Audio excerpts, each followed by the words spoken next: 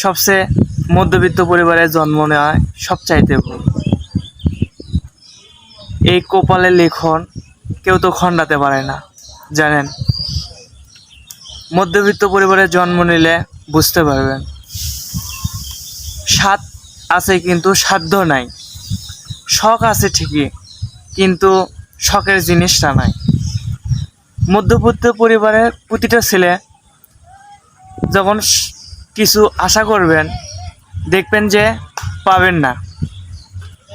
কারণ ওই যে একটা সমস্যা, আপনি মধ্যবিত্ত, শখ আছে সাধ্য নাই।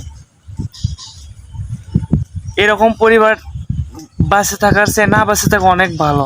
মাঝে মধ্যে তাই হয়, জানেন।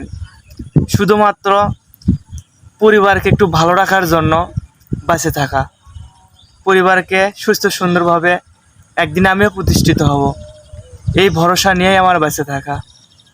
আশা করি হাজারো আমার মতো ছেলেপিলে আছেন, কখনো হাল ছাড়বেন না। আপনার যা আছে তাই নিয়ে ঝাঁপিয়ে পড়বেন। আর সবচেয়ে বড় কথা হচ্ছে, একটা মানুষের কয়টা হাত থাকে জানেন?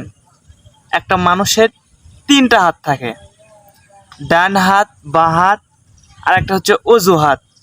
আপনি যে পর্যায়ে আছেন না কেন, কখনো অজুহাত দেবেন না। আপনার চেষ্টা আপনি সবসময় চালিয়ে যাবেন। আমি নিশ্চিত আপনি সফলতা অর্জন করবেন।